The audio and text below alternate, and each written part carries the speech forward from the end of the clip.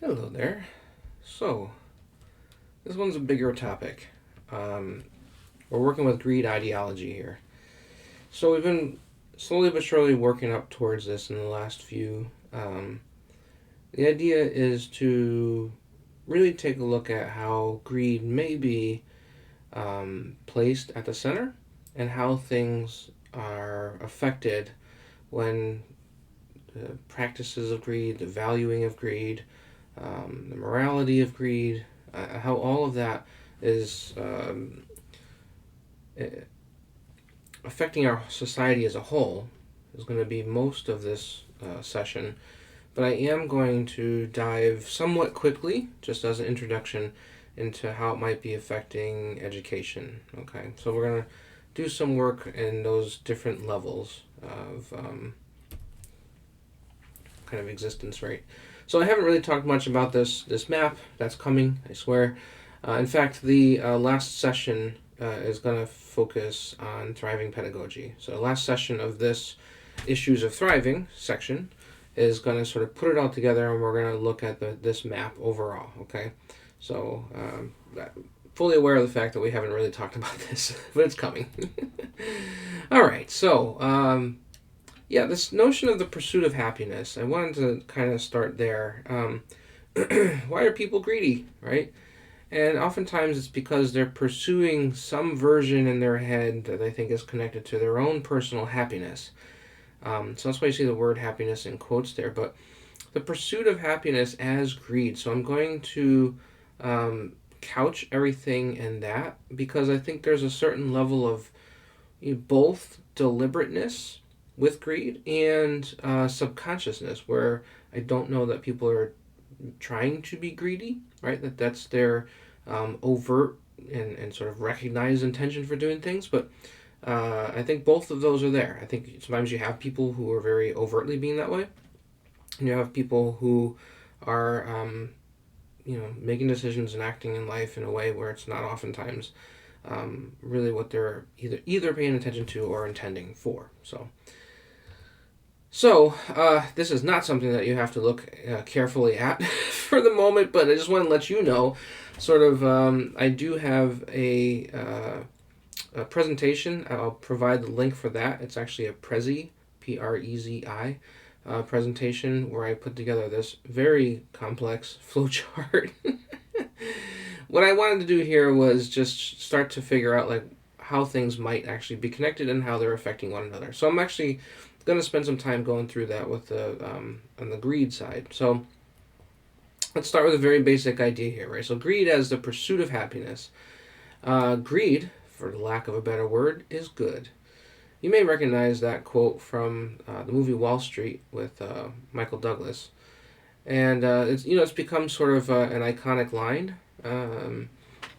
And the major point there is that this thing that we call greed, which is so dirty and grimy, from the perspective of the character in the movie, is not so bad because from his perspective, it may bring lots of things to a few people, right? A lot of money, wealth, power, but because of that pursuit of greed, so was his argument that the world sort of benefits at large from it.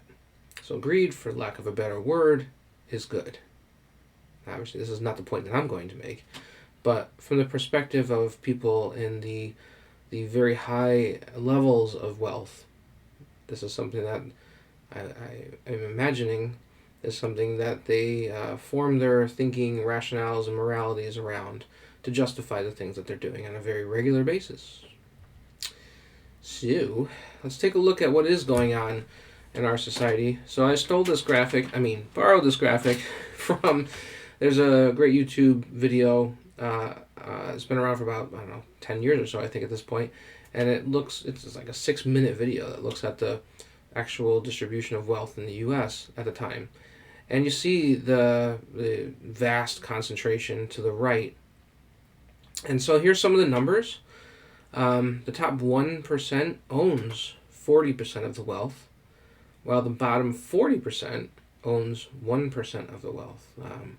Those aren't just sort of gimmicky numbers, those are really true. And whenever I see numbers like this, it breaks my heart. Because I know there's real people by the masses who are being so greatly and negatively affected by this that this is just beyond inhumane and unethical. It's irrational. It makes no sense that we would have a society that would say all of the great ideals that it says on a very regular basis and yet be structured in this way. This is definitely not power for the good, right?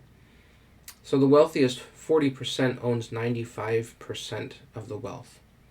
So, that might not seem totally out of whack, that one, but when you consider that the bottom 60% owns 5% of the wealth, that's the flip side of that one. So greed has highly concentrated wealth in our society, in the US, and has left the bottom 40% of society with almost nothing. So that's somewhere in the neighborhood of, 130 million people in our society, somewhere around there, that have nothing really to show for existing in this country. So the concentration here is really powerful, and that top 1% having 40% of the nation's wealth, that's really quite amazing. And if you take the same graph and apply it across this metaphor, which would be how much land would those percentages own. So you see there, the upper wealthy, what I'm calling for now, the upper wealthy, that top 1% owns 40%. The next 9% owns another 40%.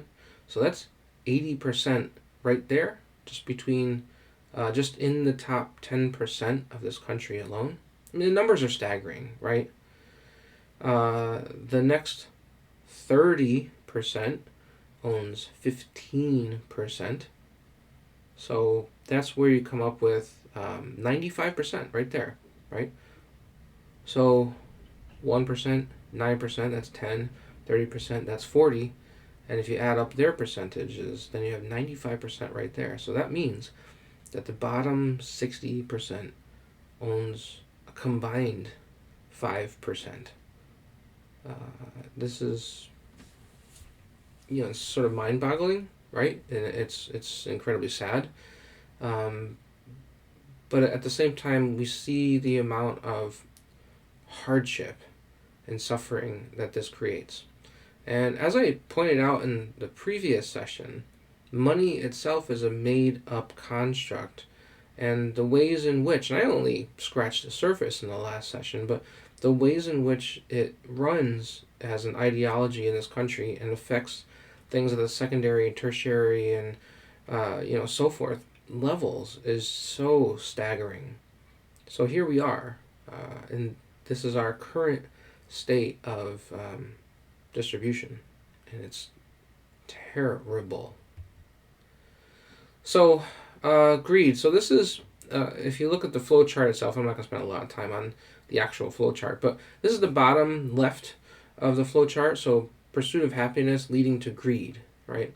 If you look at the flow chart, and you'll see the right section is pursuit of happiness leading to thriving. So those are going to be the two ideologies that I'm going to work with here, okay? The point of this, and let me go to the next slide here.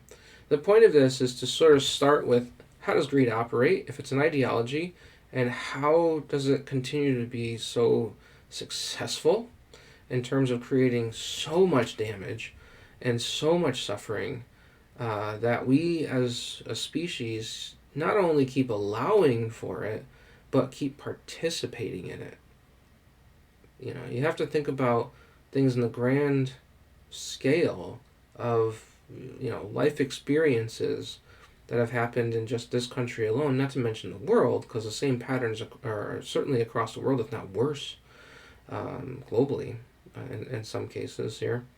But the way in which this has just profoundly, it really had a grip on us that we just cannot shake from, and has been like this for hundreds of years is probably an understatement, if not thousands of years. But it's culminated in such a degree of difference that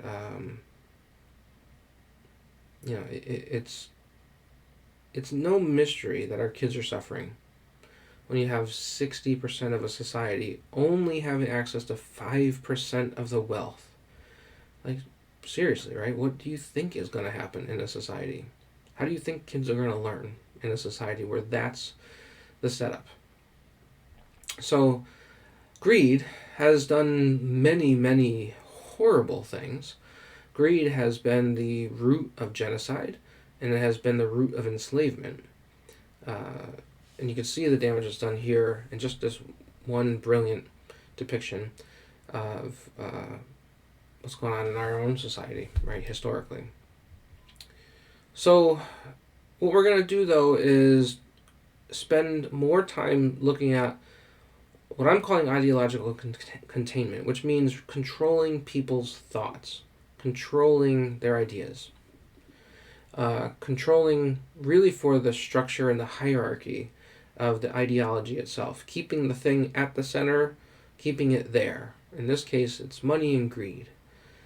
So the way in which that was done historically, religion played a major part in that, right? So colonization here is not just colonization through genocide, colonization through enslavement, but colonization of the mind.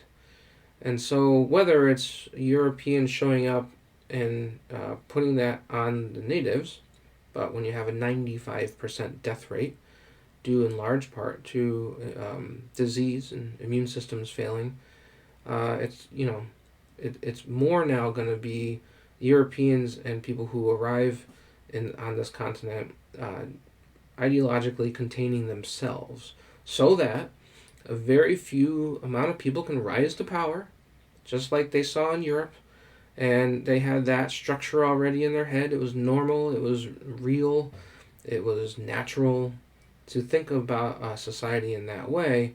And so who's going to gain power now in this space, right? Is it going to be the kingdom? Is it going to be some other version of a government? Is it going to be through theocracy? Is it going to be through religious leadership? Who's going to gain the power now, right? There's a chance here for other greedy people to step into the limelight and take that power for themselves.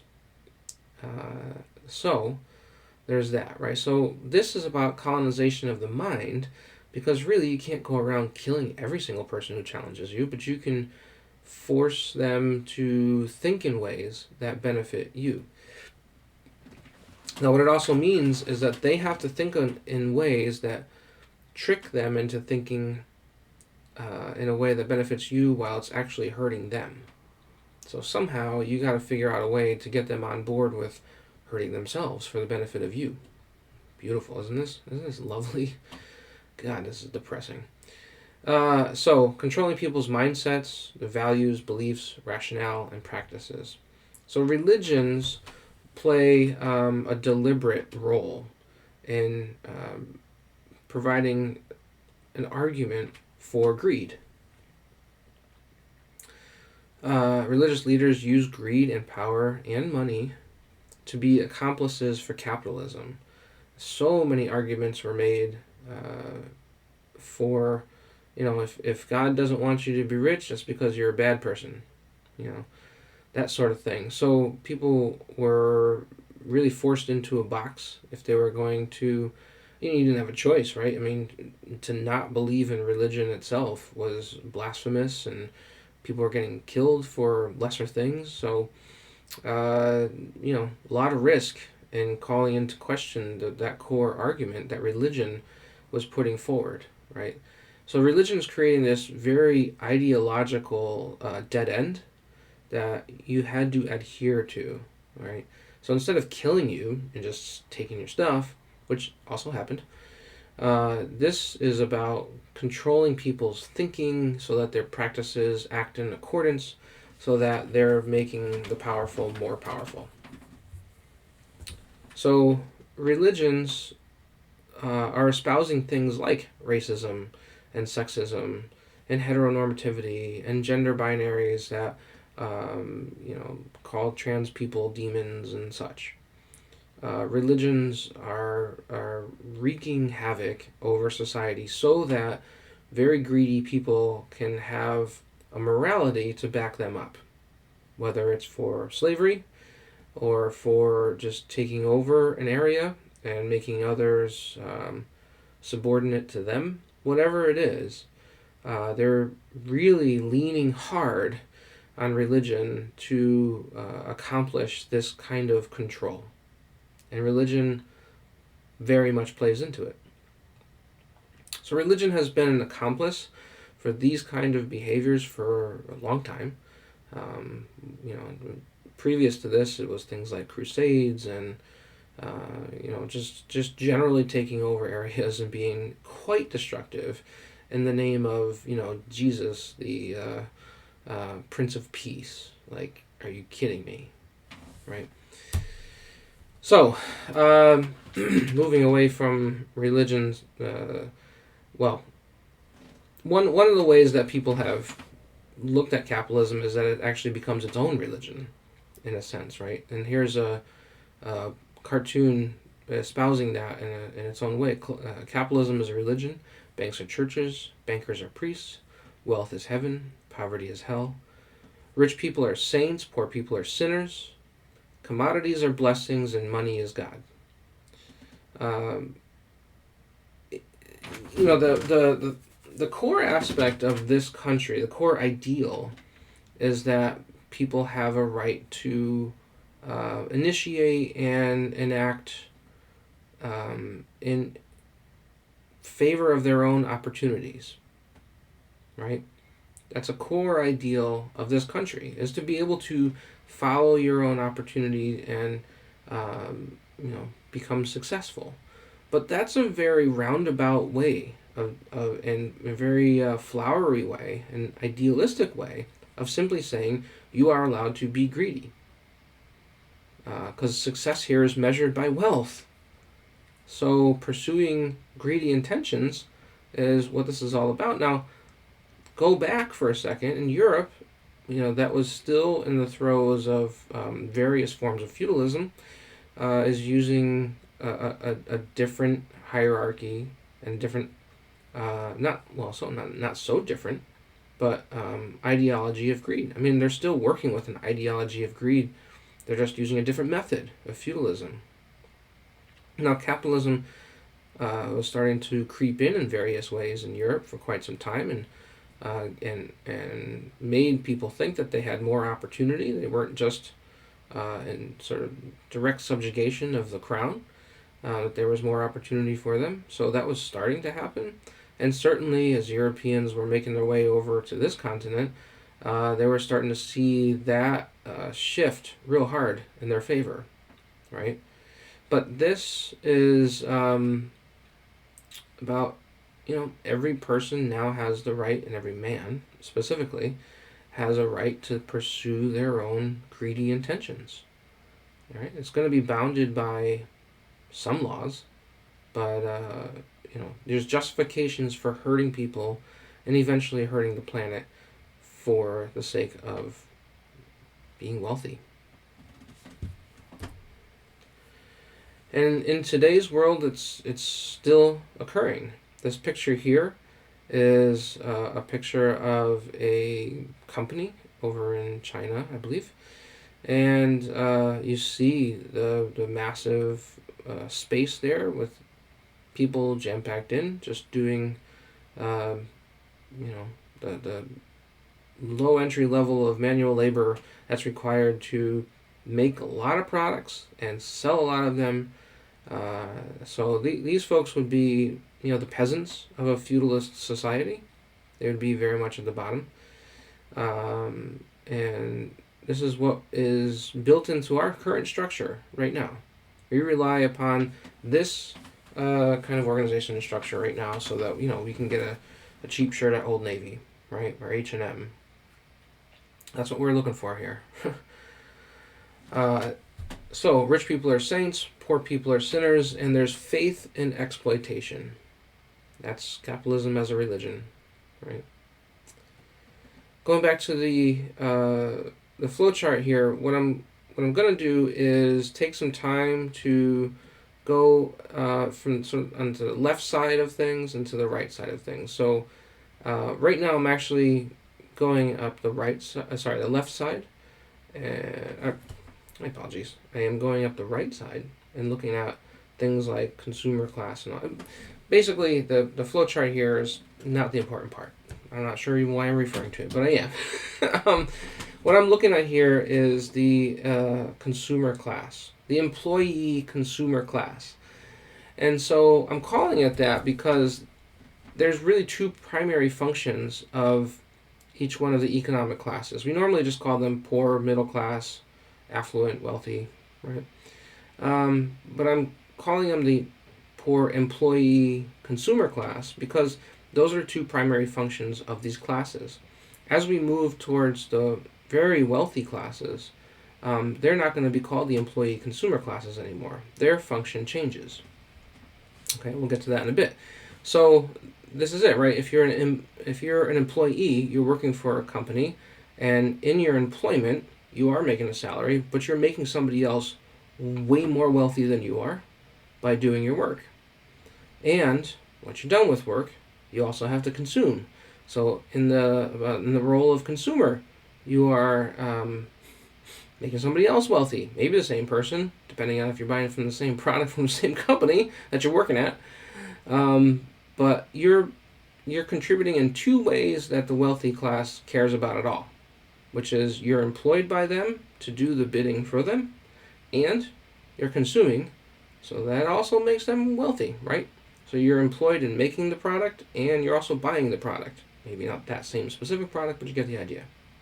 So we have the poor employee consumer class. We have the middle employee consumer class, which I can also call sort of the lower middle, and then the upper middle employee consumer class. Let me go through them here. But capitalism requires mental and moral fidelity to self-exploitation, exploitation of vulnerable peoples, and exploitation of nature. And you're going to see that over and over because capitalism is built upon exploitation. I mean, it's built upon greed, but to enact greed means to enact exploitation, right? So as I was saying before, if you're going to participate in this nonsense, then you also have to believe a certain group of things that will keep you within this particular paradigm, right? You have to believe things that ultimately hurt you, but you have to believe that they're good for you in some way. So they're ultimately hurting you, but they're making somebody else wealthy, right? So the wealthy, the powerful need people below them to believe in things that are bad for them, but somehow see them as good for them. So here's a short list of these things, right? So first, proud docilitarianism, as I like to call it. It's sort of a joke term, but not really so much. Being a proud, docile person is seen as social justice in our society. So being a proud, docile person in the classroom, doing what you're told, doing your homework, doing, not doing a lot of critical thought, but doing a lot of uncritical thought is generally speaking, hopefully not in your classroom, but generally speaking is seen as something of, it's going to help you in life. So therefore it's connected to social justice. And unsustainable corporate STEM and STEAM is also seen as social justice. And what do I mean by that? I mean the way in which that we're currently teaching STEM or STEAM is really about making future corporate employees. And I've said this before, that students are not really students when greed is the ideology that's driving schools. Students are really just pre-employees and really pre-employee consumers, right? They're actually consumers. They don't even have to be employees. So they are pre-employees and they're also consumers. But STEM, science, technology, engineering, and mathematics, as a group of topics currently is so focused on making the proud docilitarian employee that it is participating in a very unsustainable practice. And then, more broadly speaking, corporate global competition, which we think of as good, is also seen as social justice. From a critical point of view, corporate global competition is participating in the largest levels of ecological and social exploitation. Right? It's hurting humans and it's hurting nature. And has been for a very long time. And last but not least, and I said this before, there's faith in exploitation. That there's a certain level of like, we are exploiting, but it brings us good, right? So there's this weird sort of, I'd say unintelligent because it's ignorant at its base, but there's this just sort of ignorant valuing of exploitation as a way to make life better somehow. Now, I understand a lot of people will, especially people who are really invested in capitalism and making money and lots of money, in fact, would buck this at every corner, and maybe some parents would too, because maybe they see that this is the only way to really help their kid grow up and be a successful human being. How could you be critical of this current system and so forth, right? But the reality is, whether we buck it or not, the output, the manifestation, what is made by this society and this setup is, maybe there's some positive that we can look to, but ultimately we are creating our own destruction through it, whether it's ecological, financial, or otherwise. So capitalism requires mental and moral fidelity to self-exploitation, exploitation of vulnerable peoples, and exploitation of nature. Something to keep considering, which is why I keep saying it. Hedonistic consumerism as a proxy for wealth. So what am I talking about here? Hedonistic consumerism, in other words, we're just going to keep consuming to make ourselves feel better, even though they're really just flashes in the pan and have no real ability to create long-term happiness. So this very hedonistic consumerism that we all participate in at some level is a proxy for wealth. In other words, it's not wealth, but it makes us feel like wealth sometimes. Sometimes we'll buy something that's new, and we feel elated by the thing that we just bought, right? Especially the bigger ticket item that it is, and the more it's liked by other people too. These are the things that contribute to our feeling of happiness connected to that product, car, house, whatever, right? And so it's a proxy for wealth, but wealth is not the same thing as consumption. Consumerism is buying of things and using them, right? Whereas wealth is about having money in your bank. They're not the same thing. Now, the employee consumer classes don't have money in the bank that sort of accumulates to a level of wealth. They just don't. They have some, but it's not wealth, right? So, or they're not wealthy. Let me put it that way. So, in lieu of being actually wealthy, consumerism is used as a way to feel wealthy even when you're not wealthy. So there's this very conspicuous hedonistic consumerism that we engage in, right? Conspicuous by putting it out there. We display it as a personal victory within the land of capitalism, right? That this is like an accomplishment for us. Woohoo! Good for us. Most of the time it just accrues more debt in our life, but whatever. Conflating consumerism with wealth reduces the pursuit of wealth. What? Right? So when we conflate, in other words, when we feel and talk about consumerism as wealth itself, which is not, but when we conflate them, that actually stops us from pursuing actual wealth, because consumerism is taking away from our own bank accounts, as we know. And I wish I could say that I'm separate from this. Just because I figured it all out means I don't do it. Of course, right? Like, I'm trapped in it like everybody else is. But I do realize that this is a thing. Okay, so my thinking mind, not my addictive consumer mind, but my thinking mind has figured this out. So good for that. But yeah, like consumerism itself stops us from getting wealthy. I mean, especially when it's this hedonistic kind of consumerism. That's an unnecessary consumerism, right? We do need to consume to live, but going well beyond that into this land of sort of addictive consumerism, hedonistic consumerism, right? Again, something I participate in too. So I'm not, just probably like, what is with this guy, man? What kind of life does he live? I'm just like you. Like, I'm in this too, right? Anyway, hedonistic consumerism avoids competition with the super wealthy and keeps them super wealthy. So,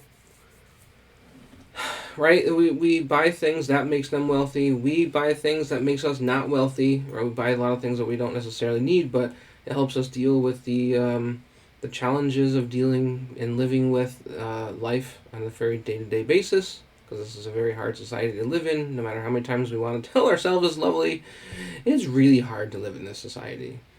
And to try to feel good about anything in our society, we wear consumerism like a security blanket sometimes. I think we've all been there. Okay, so that's depressing, right?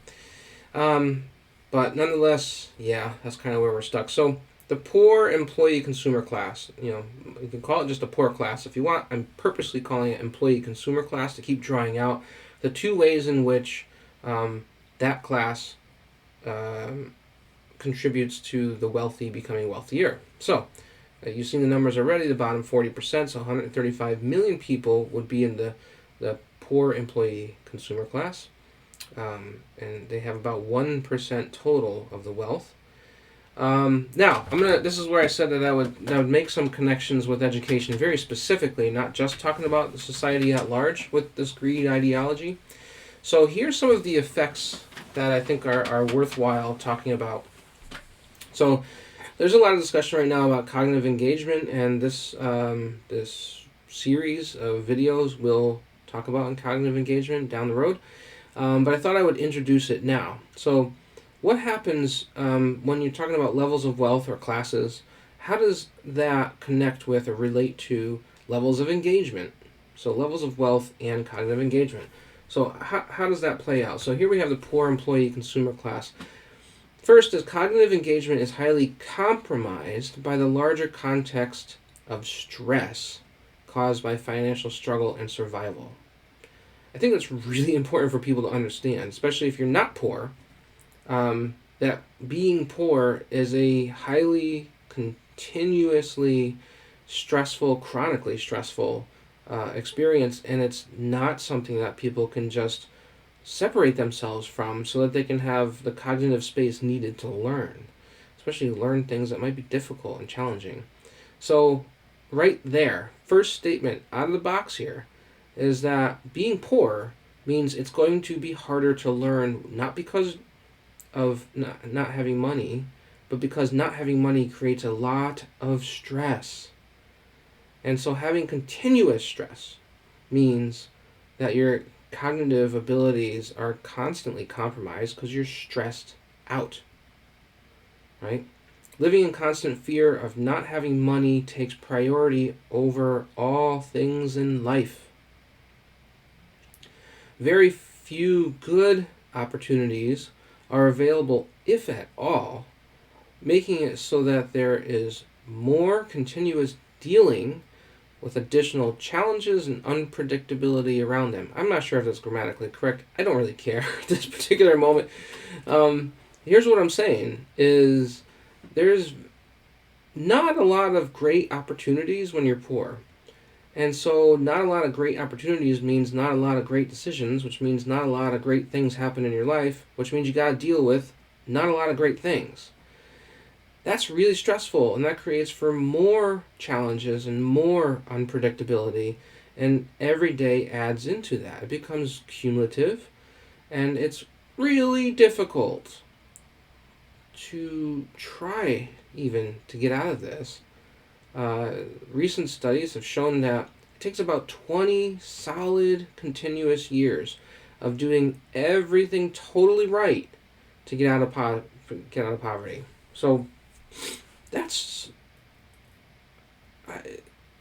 you got to be superhuman to make that happen. So the vacuum and the gravitational pull of poverty once you're in it is incredibly strong. We talk about how it's expensive to be poor. You know, the interest rates go up. You have your credit score goes down. Interest rates go up, and everything is just more expensive. If you miss payments, you got to pay for that too. Yeah, it's more expensive to be poor than it is to not be poor. And as we get to the really unfair comparison, and I don't mean that it's the comparison itself is unfair. I mean it's unfair that this is existing in our lives.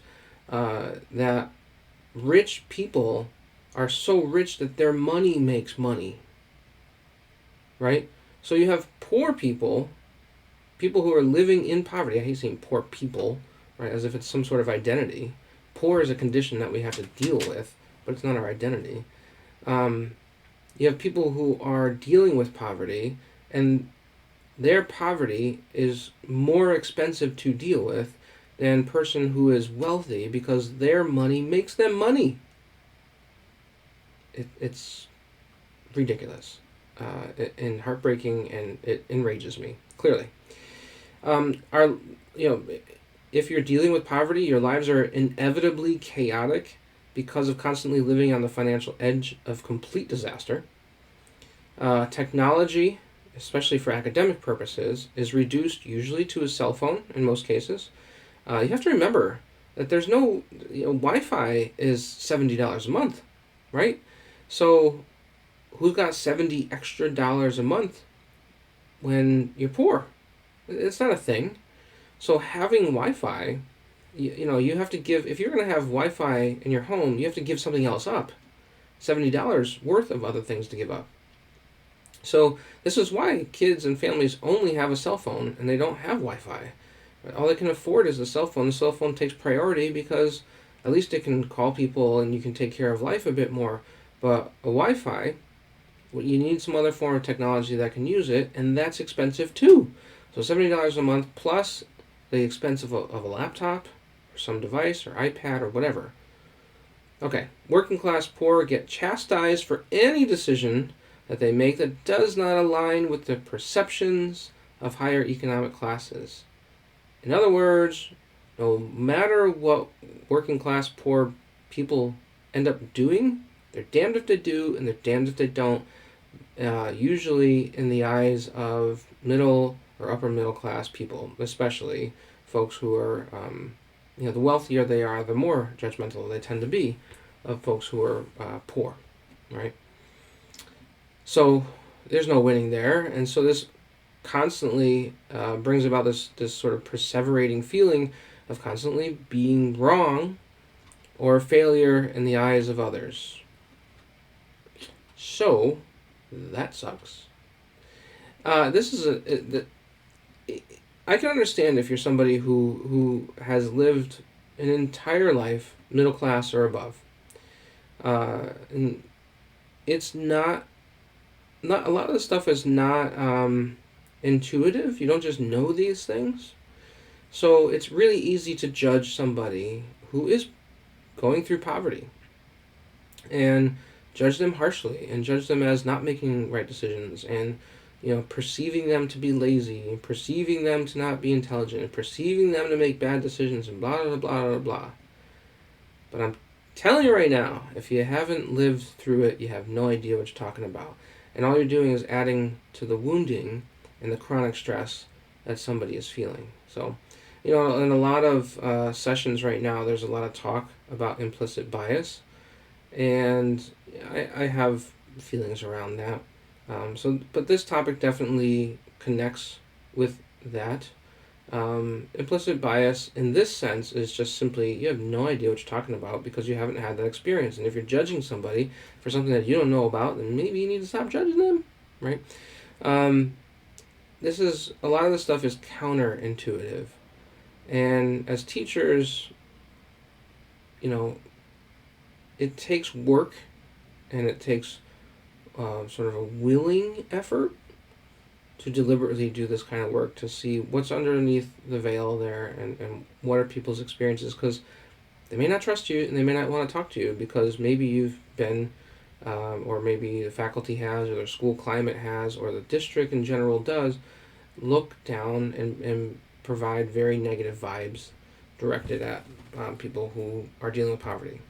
Okay, lower middle employee consumer class. So I'm calling a lot of people would call this just simply the middle class, but I'm calling this a lower middle class or lower middle employee consumer class.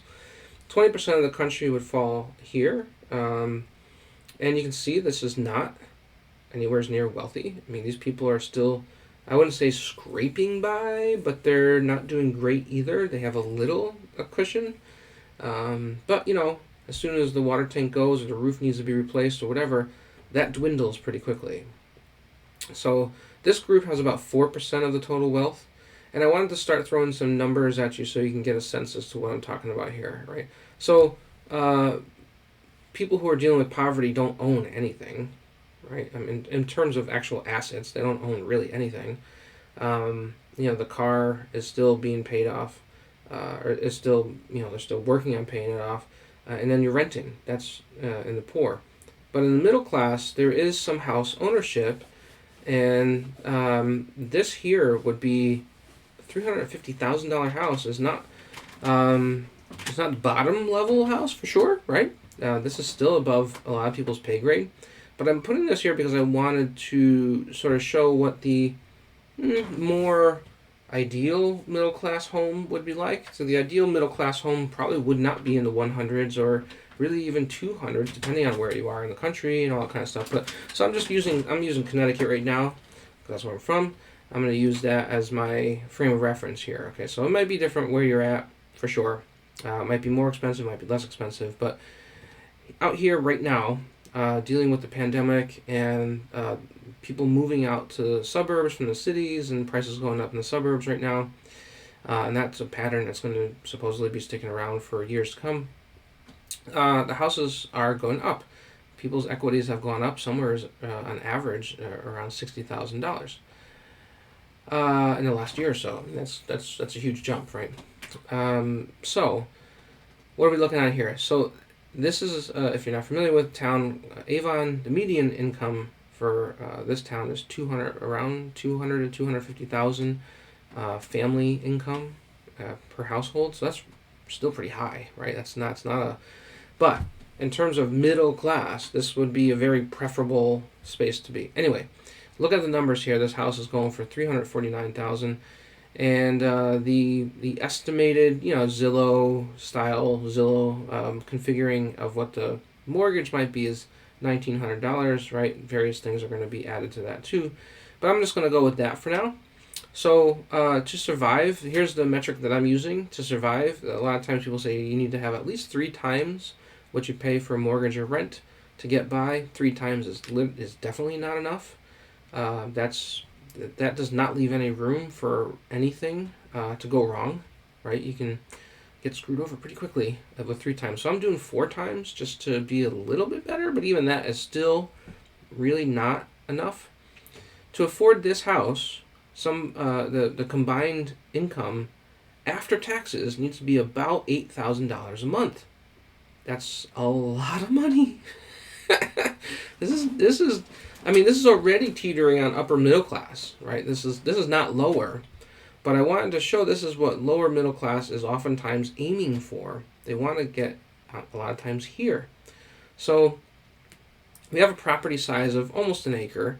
We have 3 bedrooms, 3 baths, and a 2,100 square foot house in a suburb of Hartford, where lots of people who work in the Hartford or the Hartford area in business live. All right, Avon is very filled, and it's a popular town. It's a growing town right now.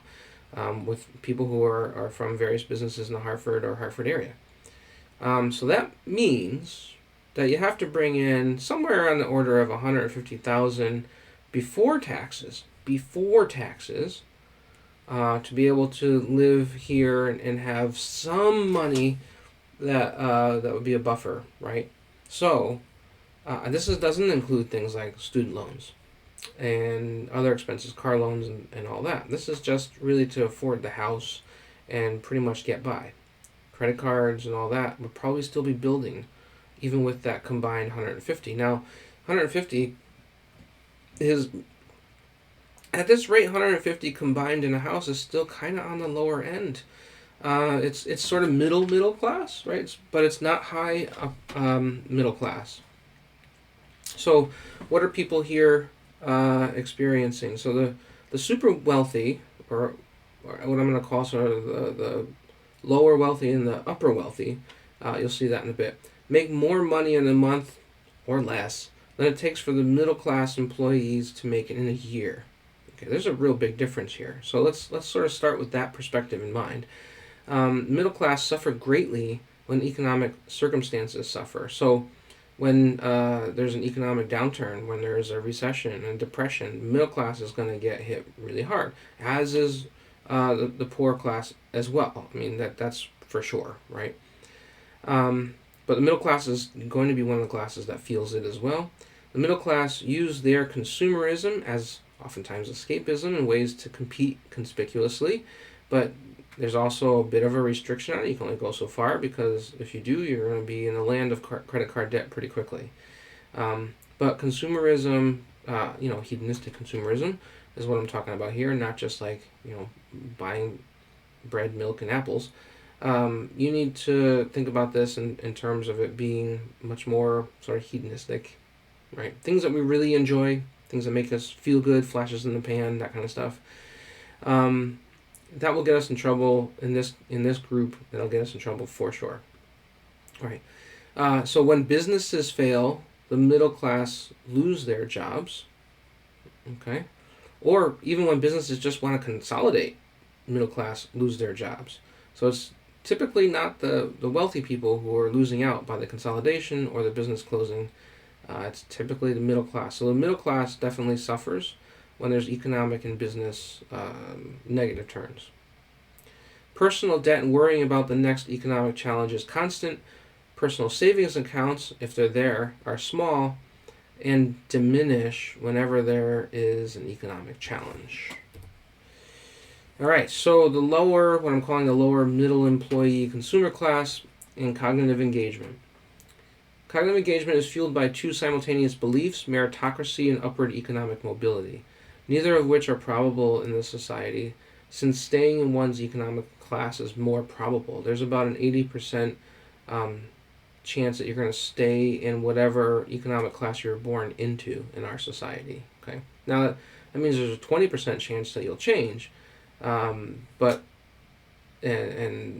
sometimes it's 20% downward, doesn't mean it's all upward. But anyway, milder levels of worrying about finances, those do occur, right? Especially with layoffs, which are often sudden and unexpected, which can cause changes in engagement, cognitive engagement, right? So what we're talking about here is that a family member, a parent, caregiver loses a job, and of course that's going to not only just impact the caregiver, but it's also going to impact kids in school. So not as intense worrying about finances, but certainly there are times when there is, hopefully temporary, but there are some intense moments for sure, and they can be long-lasting in the middle class. Lives are less chaotic because of money directly, and more with they happen.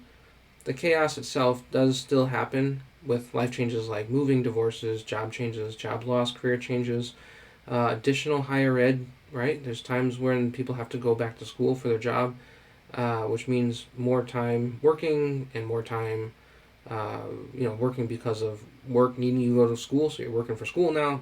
Anyway, so that means time loss, right? And then, of course, family loss itself. So it's not that there's no stress here. There certainly is stress. It just tends to be more sporadic, and it certainly can be very intense when it does happen. Technology for academic purposes is somewhat regularly available depending on the money situation. So, it may very well be that parents or caregivers are able to get a child a laptop, let's say, and maybe a fairly decent one. But if they don't want it to go on a credit card for very long, then it's money that they have to save up or put aside. It may not just be money that's available right away. So there's still okay, we can do this, but might have to put a little money away to get this to happen. So, there tends to be more reliability if you're a teacher in a middle class district than there is if you're dealing with much more higher levels of poverty. So, middle class is often treated as the hero class of our society, but this class has been shrinking, and movement is towards the working class poor, if there is movement. That movement has been shrinking really since the economic policy changes of the 1980s, and it's only been intensifying more and more. And then accruing debt, such as car loans, mortgage, credit cards, coinciding with increasing consumerism as a proxy for wealth, is a constant source of stress and enjoyment. So you have the debt side of things. You have to consider, do I want to put this on a credit card and sort of deal with that stress while I can enjoy the thing that I just paid for? All of that, right? Are we going to be able to make the mortgage if we buy this house? Okay, let's buy this house. The mortgage is a little more, but we can do it. That kind of stuff. Okay? Now, what does that ultimately mean? Let me go back for a second. What does that ultimately mean for cognitive engagement for kids in the lower middle incomes? They tend to do cognitively. They're not as chronically stressed as kids and families who are in the throes of poverty. So there is more. If people say well, geez, why is there a connection between income and cognitive, development? Not development in the biological sense necessarily, although it might be part of it, but cognitive growth in terms of just academic success. Why are those two things linked so strongly? And the answer it should not be something at this point. It shouldn't be something that befuddles us, right? Anybody who's going through chronic levels of stress is not going to have a lot of energy to put towards cognitive functions. And they're not going to necessarily believe that engaging in those cognitive functions is going to lead to some kind of success because they're not really seeing a whole lot around them. So you get the point here, right? So when that chronic stress level tends to diminish even a little bit, it makes for a situation where kids can feel more comfortable, as it were, to engage cognitively. So the emotions are a bit more,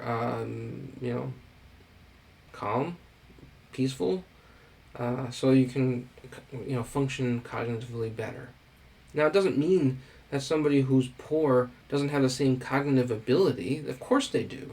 What it means is that they're so stressed out that doing things cognitively isn't going to happen as easily because the emotional stress is taking its toll and occupying, their thoughts and their energies. It's really all it is. So we're in the upper middle class here, okay? The upper middle class is a group that does pretty well financially, but there's a great deal here to talk about, right? Oftentimes the upper middle class is, one, the target, and two, glossed over. And I'm not going to gloss over this one. But it's about 30% of the country, so about 65 million, and they have about 15% of the total wealth of the country, 15%. Now, this drastically changes in the next two groups, but this group here is really worth talking about because this is the Avon town that I'm talking about, right? So here we're getting into a house that's around double what the previous house was. It's a 3,900 square foot house, 4 bedrooms, 4 baths, and the property size is 3 acres. So, and it's in a suburban town that, like I said, there's a lot of people who are doing fairly well in terms of their annual take homes, right? So this is a little more of probably what you're looking at in a town like Avon. All right, it's going to be, it tends to be much more built towards the upper middle class. Although there are middle class people who live in the town, it's definitely more and more built for the upper middle class. Now, what does that really mean? That means that you got to take home about $16,000 a month combined, and that's after taxes. Okay, 16,000 a month. That's sort of a tall order, because what that ends up meaning is that before taxes are taken out, you gotta make around 250 ish.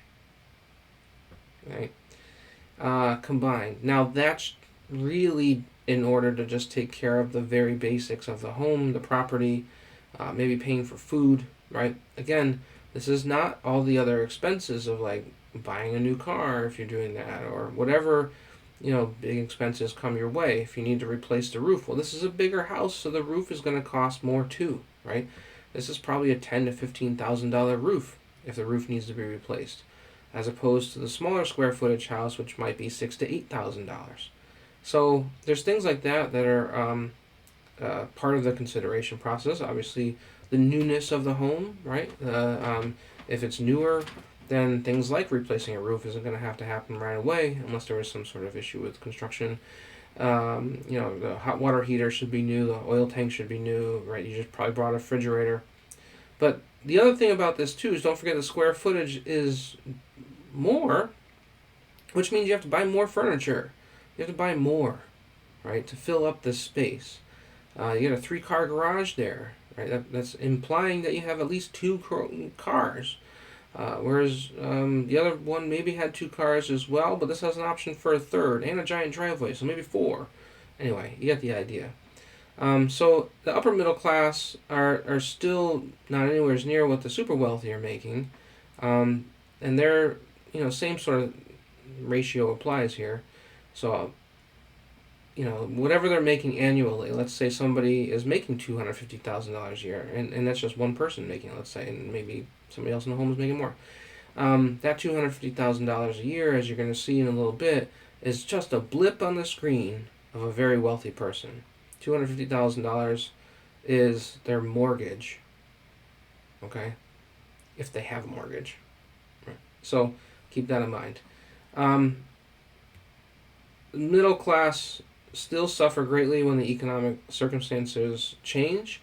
So the upper middle class still are not going to do very well. They are also the ones who may lose their jobs, maybe not quite at the same rate as the lower middle class, but that's something that is still part of the deal here. Their consumerism is still part of escapism, and is still part of conspicuously competing with one another, and also competing with whatever's in their mind. The last house we had was smaller, the last car I had wasn't as nice, and so forth. So there's sort of it's not just keeping up with the Joneses here that we're talking about, but also sort of keeping up with my own version of success, adding more that I have to pay for, rather than the saving itself. It's more just sort of ramping things up, ratcheting the whole thing up, right? The whole package is now more expensive, so proportionally speaking, you also may not be putting a lot of money away. Although you might be putting some, for sure. I think some people do. Anyway, when businesses fail, this group also loses out. And then personal debt and worrying about the next economic challenge is still constant. Personal savings accounts are small and diminish when there is an economic challenge. So at least in the beginning, that happens. Now, things may balance out, and you may have more money as more time goes by, if you've been able to keep a job, if you've been able to not have huge expenses with the house, or the cars have been good for a while. You may actually be saving a fair amount of money and start to see a sizable bank account. right? Which means that if things do go badly, you at least have the bank account that you can work with for longer than the classes below you, right? So that should probably make sense. Now, this particular group, a lot of folks think that kids are a lot more cognitively engaged in this group, and that's true to a point. So I really wanted to work through this here with you. So the ideology of greed, sort of chasing the money and pursuing the jobs, and in this group, the upper middle class really understands that maintaining that status is a big deal. So overall here, the take-home message is that there's a real fear of letting that go. So parents in this class tend to be much more involved, but not always for the best reasons, is because what they're trying to protect against is their kids slipping out of this economic class as they get older. So they're worried about losing their kid becoming an adult and losing out and not being part of this class. So anything that's an affront or a perceived affront or threat to that future, that's a big deal. So, yeah, parents have a tendency to be a lot more engaged, but in ways that are not always productive. They tend to be pushing harder against administration and against teachers. When a teacher, in the eyes of a parent, over asserts themselves with some sort of, judgment or evaluation of the kid, the parent is likely to jump in real quick and and basically because the fear is, are you going to keep my kid from going to Dartmouth? So that's kind of what's running the show.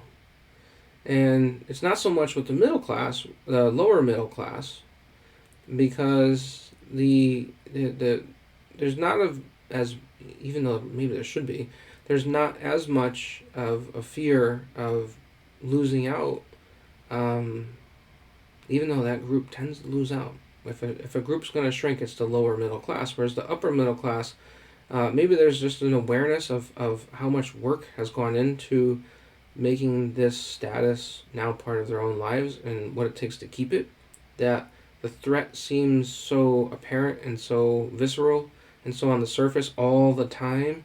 So when a kid is struggling and a parent thinks that maybe the adults in the school are not understanding, right? That's where the fear really comes out, and it comes out often.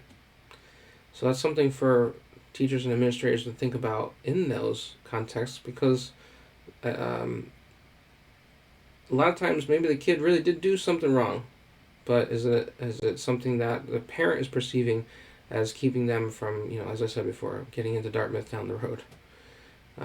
So there's that, right? So cognitive engagement is fueled by one desire: maintaining their economic status. And teachers often mistake this interest for genuine learning interest. So kids in this group, and I've visited many a school over various economic classes and taught, and I taught across the board. I taught from upper middle class to poor when I was a middle school teacher, so I've seen it. And what I've seen is that kids themselves, not just the parents, but kids themselves are learning oftentimes so that because they have the same fear.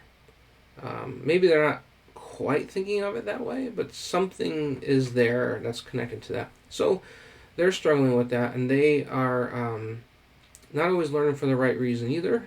They're learning so that they can succeed and maintain that status for themselves. Anxieties around finances definitely still exist, but it's different, but people don't always recognize it at this level. So upper tier levels of consumerism are there. So what I said before is that basically if you're lower middle and then you are one of the few who gets the higher paying job, significantly so, right? You get a 50 to 100% increase in salary over time. Now you ratchet up, but the whole package changes, right? Get rid of the house, get rid of the car, get the stuff that makes it look and feel like you're actually succeeding. Well, all of that stuff is more expensive, and so the ratio didn't really change all that much. So now the anxieties are still there, but now it's not just am I going to be able to pay all these bills because they're more expensive bills now, even though I have more money, the ratio doesn't change too much. But am I also going to be able to keep this status, right? So it's maintaining the status as well as paying the bills, which can be, it can be very destabilizing and consternation for folks in this group. So there is quite a bit of anxiety in this group, perhaps more than needs to be, but it's there. So anxiety around finances still very much exists. Lives are less chaotic, of money directly, because of money directly, but more of those life changes are going to occur too, which are going to throw things back out of balance. So the divorces, the job changes, the job loss, career changes, all that stuff still happens in the upper middle, just as it does in the lower middle. And so here we are again, where now you have this difference, right? You have the anxieties of maintaining the status, which you didn't have quite so much of maintaining the status, which is a mind thing, right? It's a self-perception thing. And the lower middle doesn't have all of that going on. Doesn't have those self-perception issues of status going on. So now in this group, you have the divorces and the job changes and job loss and career changes. You have all that stuff going on, plus the anxiety of maintaining that status. Can I still afford this house? Can I, right, all of that, and the identity piece of, am I still upper middle class even? So the anxieties tend to be a bit more amped up in this class than, as I said, should they be? But it's harder to maintain this and keep this boat afloat. So there's the anxieties of doing that, right? And then making sure that the kid becomes the next generation who does that too. Now, technology is different, right? Technology is regularly available at this level, and it's usually introduced into their lives at a much earlier level too. In some cases, it becomes a way to babysit. It also becomes a way to display that status of being upper middle, right? My kid's 4 years old and he has an iPad. Woo, right? My kid is in second grade and they have their own cell phone and all that kind of stuff. It's not just technology for technology's sake. It's also a display of that economic status. Upper middle class and affluent classes are treated as a target outcome for everyone in our society, especially obviously folks below them, right? So if you're able to make it to that level, that's seen as a positive. So this is not the same as poverty, where you're constantly feeling like crap in the eyes of others all the time. And then accruing debt, it does happen because of all of that upgrading, right? You have the upgrading of the car, upgrading of the house. The credit cards may have, they may have, bigger balances. You can max out at higher levels and things like that.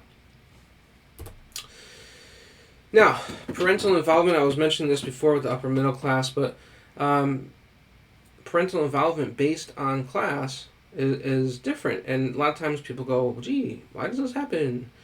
Well, look, if you're chronically stressed out, school, as long as school is doing its job, you can shelve that one and take care of all the other things that you got going on, which may include mental and emotional exhaustion from constantly doing this every single day, right? So if school tends to be, if you feel that school is more or less doing its job, then it's not something that you have to also add to the pile of worrying about, and you're just simply happy that school is doing what it's supposed to do. So being a heavily involved parent is maybe not something that's even possible, never mind practical. So cognitive engagement is compromised because of the stress, right, from the kids. But it's also, you have stressed parents, you have stressed caregivers, you have stressed lives. So you have parents that are trying to do the best that they can with whatever crazy situation they have to deal with. And then the cognitive engagement is supported. I mean, parents want their kids to do well, absolutely, because they want their kid to do well in school so they don't have to deal with these problems. They can escape these problems and go up the economic ladder, right? So there is that. But school's doing its job. As long as the kid can get into college, then we're doing okay, right? That's better. Whether or not they can pay for it and all that down the road is a whole other ball game. But if things are working, I can kind of take a step back from that and deal with all the other craziness that I have in my life. Of course, parents and administrators often, have negative perceptions of what's going on with parents because they don't see them very often, right? But it's that story that's missing in their mind, and then they have that misperception of what's going on that the administration and teachers do. Lower middle class, parents are generally supportive of the schools, and they tend to be moderately involved, mostly because they have some time where they can do that kind of stuff. Whatever their job schedule is, it tends not to always be in the way of getting involved with their kids. They might even be able to take some time off here or there to be able to be involved in the kids. Or, not that this is, always possible, but you might have a parent who works more full-time and a parent who works part-time.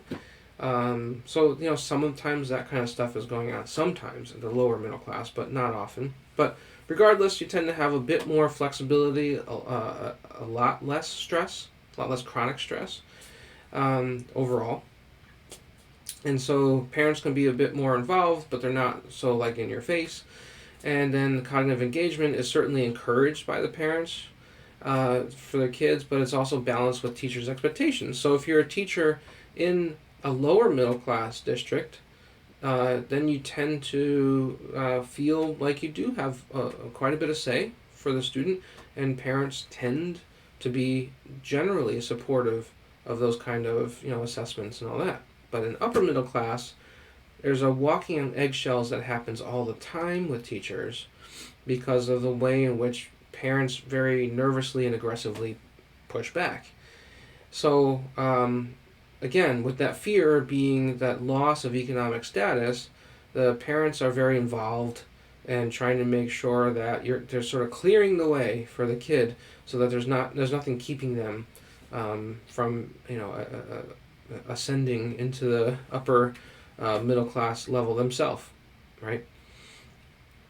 So that's why you see oftentimes not just adults being much more sort of aggressively present, but also being conspicuously present too at everything, well, all of the extracurriculars and all that.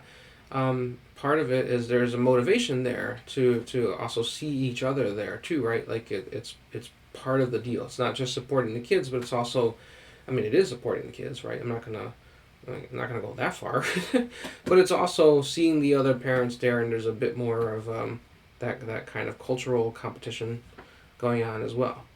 And then the cognitive engagement, as I said, there's a lot of parent pressure on the kid to engage, and that the talk is really about you need to engage at school so that you can do well in life, so that you can get a good job, so that you can basically maintain this status, right?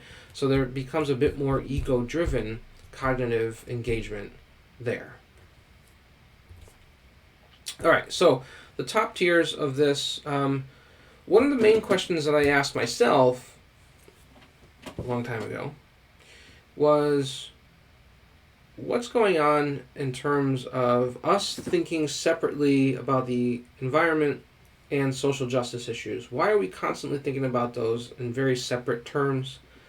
This is a very problematic way of thinking about things, and even when we do, it's so superficial that it doesn't get into something deeper. And this is why I came up with this idea of maybe greed is creating both of those problems, huge sets of problems, right?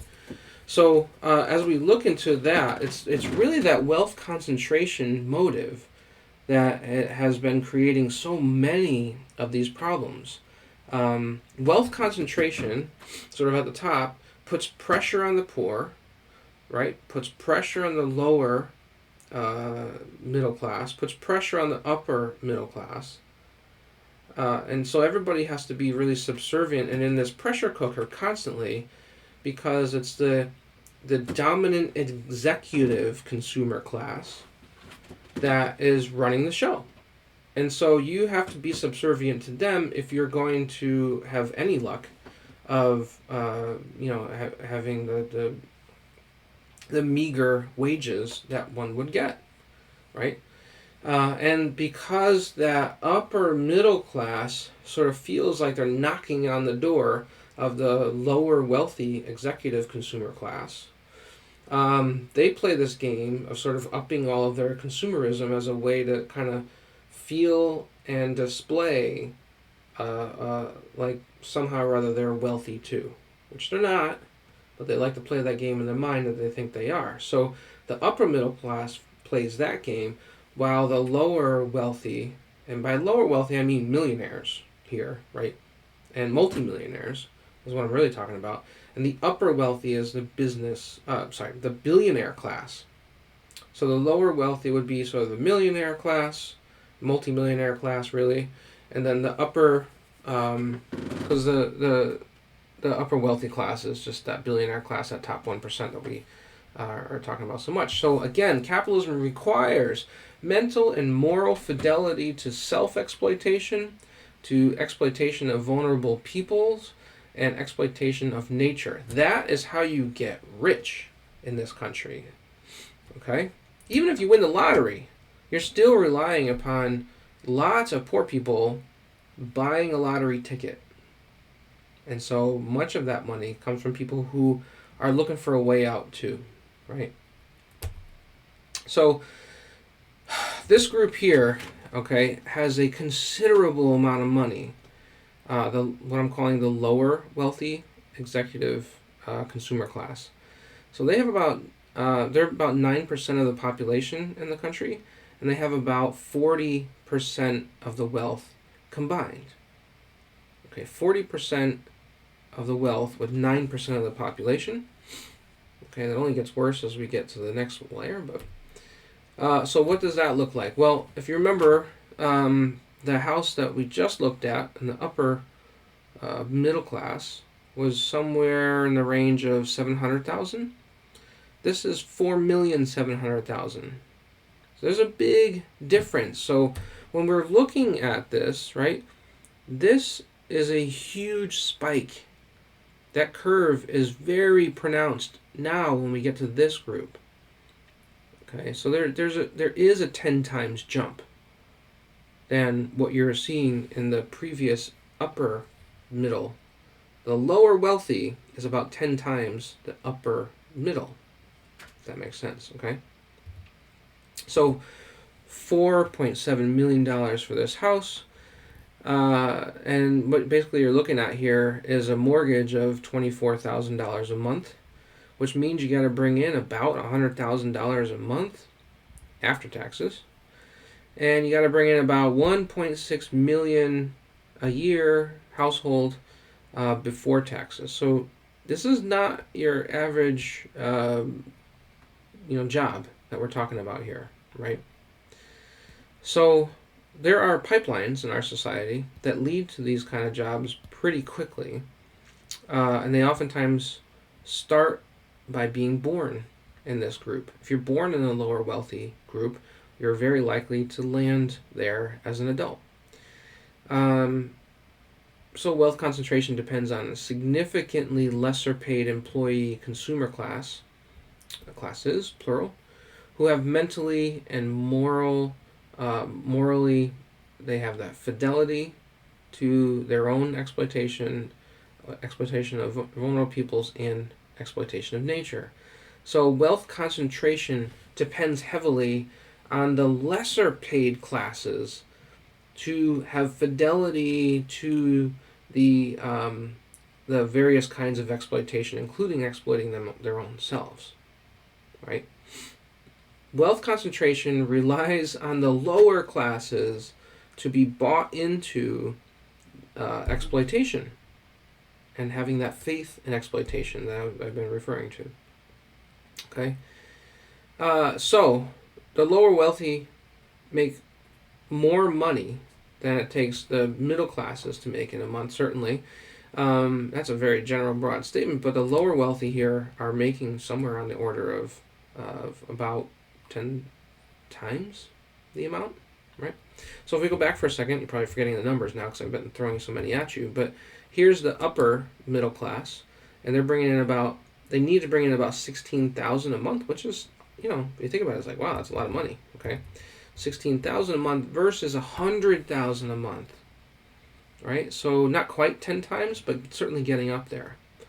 So 100,000 a month just to be able to really afford the house, because again, I'm doing times 4 here. Now that might be a lot. You might think, well, do you really need $75,000 more a month for this house?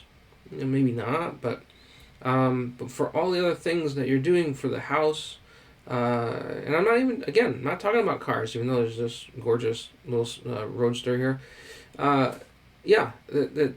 You're going to have to be bringing in some serious chunk change. I mean, you cannot just bring in $24,000 a month for this house. Now, you may be paying out of pocket for this too. Maybe you pay cash for this house, right? That's some serious change. Anyway, what we're really looking at here is somewhere along the lines of a $1.5 million salary, sort of before taxes are taken out. So that's what we're talking about. That's a pretty big jump, okay? Again, I'm just going to go back here. Sorry if I'm making you dizzy, but that's a $1.5 million salary compared to a $250,000 salary. So again, not 10 times as much, but this is going to be 5 times as much for sure. Okay. So anyway, the numbers are getting up there is really the point. Now, there may be some folks who I don't claim to have an expertise in economics, so. Right, you might be looking at numbers being like, well, maybe it's this and then, okay, fine, all good. It's really just the general trend that we're looking at here, okay?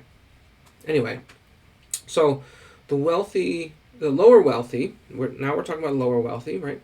Which might seem weird to have a word like lower in there, but that's because there is an upper.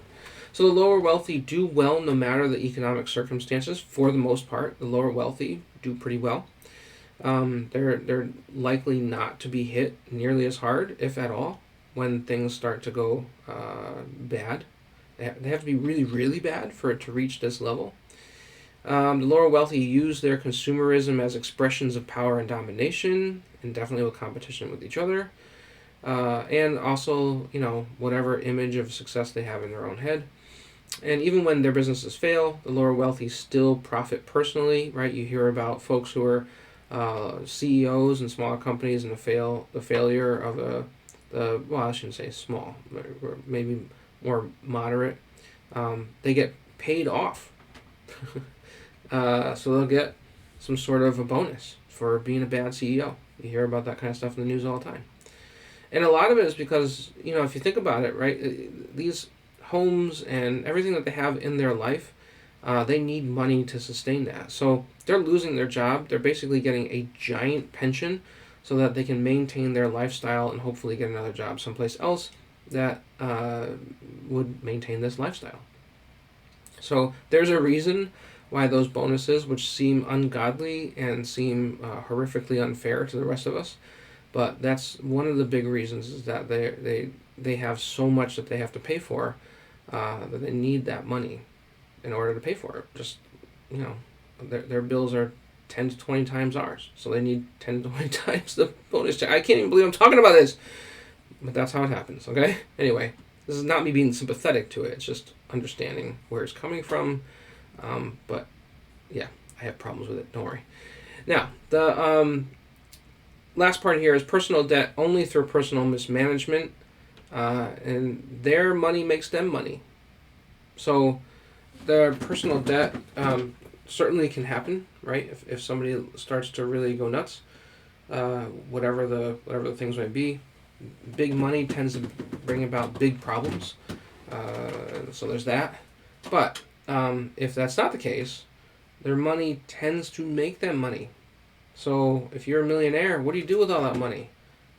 The money sits around actually making more money for you. Right. If only that would happen for the poor. So and then we get to the top 1%. And this is what we oftentimes call the billionaire class, right? So the billionaire class, 1% has 40% of the nation's wealth. The previous 9% also had about that same amount of wealth. So what we're looking at here is just ridiculous amounts of consumerism. Right, this is a $40 million house, and this is everything that we tend to be aware of. So, again, to have this level of ungodly wealth, the idea here is that you have to do ungodly amounts of exploitation. You are at the top of the pyramid, right? You are the apex predator in this situation, making sure that everybody below you is suffering so that you can be that apex predator.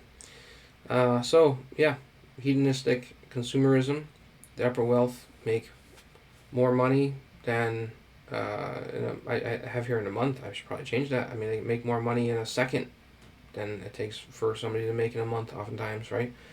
The upper wealthy do well no matter the economic circumstances. The upper wealthy use their consumerism for power, domination, competition. When their businesses fail, it doesn't seem to harm them at all. They typically tend to run and hide before their businesses fall down. There's all kinds of safety mechanisms for billionaires, right? It's the sky's the limit.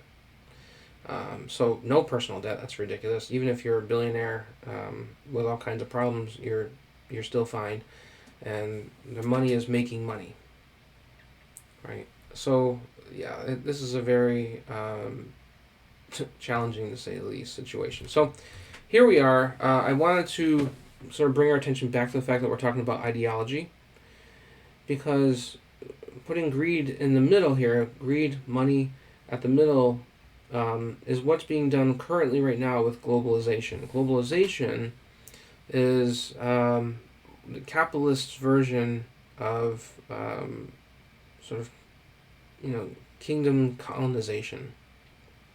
So we don't necessarily do land takeovers in the forms of colonization so much as we do globalization, which is to do economic takeovers. So we're traded kingdoms and empires for global businesses, and concentrate wealth for the few. This is what globalization does, while removing it from the many with little to no restrictions and the backing of governments and international trade agreements. Right. So very wealthy, top-level, apex predator, upper wealthy people. This is what they're essentially doing. Is they are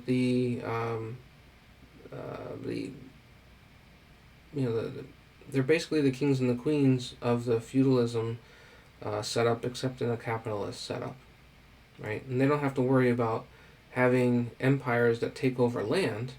They just need to take over economic structures. And that's what they do. So when there's money being put at the center, you see all of the ripple effects with the secondary ideas and tertiary ideas and all that. And I know I haven't differentiated between secondary and tertiary, right? It's just the general concept itself for now, is that we see how societies are really being shaped around this particular desire to put money at the center, and greed, and just letting loose, man. We are making greed go to such a level that you have, billionaires who are just running the show, basically as kings and queens did back in the day. So globalization relies on massive amounts of infrastructure and resources. So in terms of transportation, in terms of resources that are being mined out of the ground or grown or whatever, right? Massive amount of resources, and then a giant infrastructural setup in order to ship these things and transport these things all over the planet. And it's a huge undertaking. It's kind of impressive in a way, I guess, that things happen at that level, and they do all the time, but it's run by enormous amounts of pyramid-style apex predator greed. This creates massive amounts of ecological and social exploitation, and it's perfectly legal, right? There are times when there are things that happen that are not legal, for sure, but most of it is perfectly legal. Most of the exploitation itself is perfectly legal. Now, I think it's important to note that science and engineering led by greed created global climate change and the sixth planetary extinction that's occurring right as we speak. We oftentimes, and I was a middle school science teacher, so, I'm certainly a voice for thinking about science in positive ways, but I'm also an intelligent human being who understands that science and engineering, when it's participating through greed, was a major accomplice in creating the crisis environment situation that we have right now. So science and engineering are not just, sort of inherently good. They're not inherently anything, right? They are whatever we steer them to be. So institutions and organizations led by greed also created social injustices. So you have science and engineering participating on the ecological destruction, and you have institutions and organizations such as companies and governments. When they are led by greed, which they oftentimes are, then they're participating in the creation of social injustices, which they have done. Right? The U.S. participated in legalized slavery. Right? The government itself supported that. Okay. So, ideology of greed. So the larger point here is that the environment, the destruction of the environment, and the social injustices are tied together, inextricably, by the way. They are tied together, and we oftentimes see them separate. But when you really consider that there's a greed ideology happening, social injustices and ecological degradation occur at the secondary and tertiary levels as a result to putting money and greed at the center, as if that's, the most important thing that we should form our entire existences around. Ooh, fun. So, prompt number 1, what are your initial responses to the session? Prompt number 2, to what extent do you think that an ideology of greed explains and creates both social injustices and ecological unsustainability, the very core of the thing that was presenting here? So, in other words, to what extent, when you go through this, to what extent do you think that is true?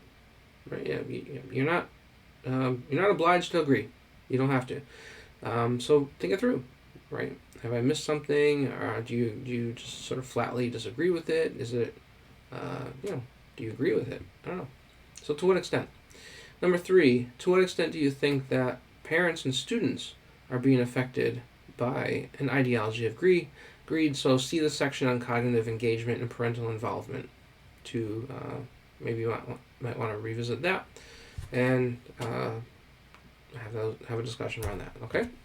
Activities. So number 1, I've changed things up a little bit here from the way I've done it with previous sessions. Number 1, discuss thoughts in a whole group setting about how greed ideology is affecting both cognitive engagement and parental involvement. So the previous prompt question deals with that, but really discuss it now in the whole group. Do you agree with that section of the presentation? And what else needs to be considered? Is that enough? Is it just a class-based issue that creates the differences that we see in cognitive engagement and parental involvement?